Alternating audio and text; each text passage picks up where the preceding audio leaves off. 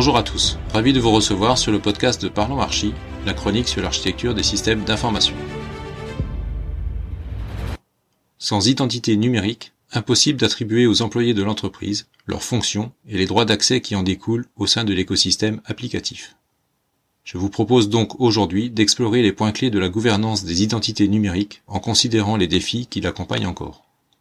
Comme l'évoque parfaitement le cycle de la méthode de développement architectural de TOGAF, le paysage numérique des entreprises est en évolution continue. Sa complexité croissante, induite par les avancées technologiques, le durcissement des réglementations et l'évolution constante de la menace, transforme la gestion des identités en enjeu stratégique. Il s'avère donc nécessaire pour les organisations de mettre en place une gouvernance solide des identités. Ceci est d'autant plus important dans le cadre de l'entreprise étendue, dont une partie de l'infrastructure numérique est externalisée, car elle y constitue la clé de voûte de la maîtrise des accès. Après la gestion optimisée des rôles utilisateurs, la gouvernance des identités semble donc être la seconde étape indispensable à une conformité et une efficacité opérationnelle accrue de toute organisation complexe. Les entreprises ont cependant encore bien des défis majeurs à relever en matière de gouvernance des identités. Premièrement, les environnements IT des entreprises comprennent de plus en plus souvent des services numériques hébergés pour partie, localement et dans le cloud. Tout cela selon des modalités techniques diverses qui doivent de surcroît permettre leur utilisation en mobilité. Selon le degré de maturité des acteurs en présence, la gestion des identités au sein du florilège de plateformes mises en œuvre peut devenir une gageure malgré une approche appropriée et une gestion centralisée des identités. À cette complexité technique vient s'ajouter la nécessité d'autoriser les accès aux services numériques strictement nécessaires aux collaborateurs externes de l'entreprise. Le tout en garantissant le respect d'un nombre croissant de réglementations en matière de protection des données, de confidentialité et de sécurité. La montée en puissance du concept d'entreprise étendue et le maintien permanent de la conformité réglementaire complexifient donc mécaniquement la fédération des identités. Enfin, ne perdons pas de vue que tout employé doit comprendre les enjeux de la gestion des identités, les risques encourus en cas de mauvaise gestion des actifs, ainsi que sa part de responsabilité dans le respect des politiques de sécurité et de confidentialité. Selon la complexité des organisations, garantir cette bonne compréhension peut également constituer un défi en soi, et ce, quels que soient les processus mis en œuvre dans le cadre de la sensibilisation. Pour bénéficier pleinement des avantages opérationnels de la gouvernance des identités, les organisations doivent surmonter ces défis. Un moyen d'y parvenir consiste notamment à s'appuyer sur les meilleures pratiques concomitantes à l'architecture d'entreprise. Avant tout, la gouvernance des identités doit être considérée comme partie intégrante du cadre stratégique de l'entreprise. En l'intégrant dans son cadre stratégique, une organisation reconnaît la maîtrise des identités en tant que composante clé de sa vision d'entreprise. Elle démontre ainsi son engagement envers la protection des données, la gestion des risques et la conformité aux réglementations applicables. Elle reconnaît également l'impact de la gestion des identités et des accès sur la productivité, la réduction des erreurs et la satisfaction des collaborateurs. Ainsi considérée, la gouvernance des identités intègre un ensemble de directives, de politiques et de processus garantissant une gestion des identités et des accès cohérente et alignée sur les objectifs stratégiques de l'entreprise. Ce cadre efficace permet de définir une feuille de route, une approche opérationnelle et un ensemble de mesures à prendre, d'abord pour lever les contraintes, puis pour garantir une utilisation efficiente des ressources.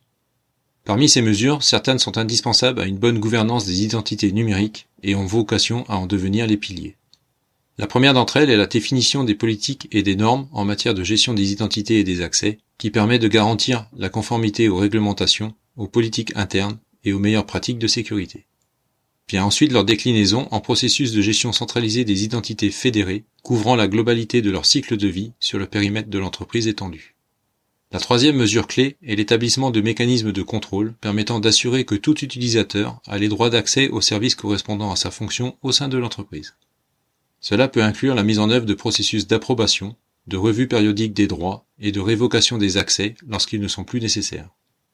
Rappelons que la gestion des identités doit être étroitement liée au processus de gestion des employés en assurant une synchronisation automatique lors de changements de statut de l'employé au sein de l'organisation. Enfin, il faudra veiller à l'instauration d'une culture d'audit bienveillante permettant de s'assurer que les pratiques de gestion des identités et des accès répondent aux exigences réglementaires et aux normes de sécurité. Nous faisons notamment référence ici au règlement général sur la protection des données.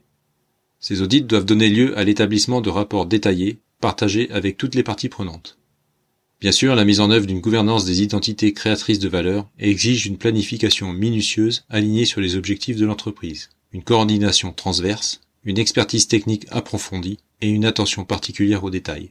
Le tout mené selon une approche agile permettant de garantir l'adaptabilité de la solution aux modifications de droits d'accès induits par les inévitables évolutions des rôles et responsabilités au sein de l'organisation. En définitive, en mettant en place les piliers évoqués, l'entreprise se donne les moyens d'aboutir à une gouvernance solide des identités et des accès, et d'accroître la maîtrise des risques en matière de sécurité, d'améliorer la conformité, de rationaliser les processus et de gagner en efficacité opérationnelle. Ce niveau d'efficacité opérationnelle est le point de retour sur investissement qui peut s'avérer important grâce à l'observabilité métier.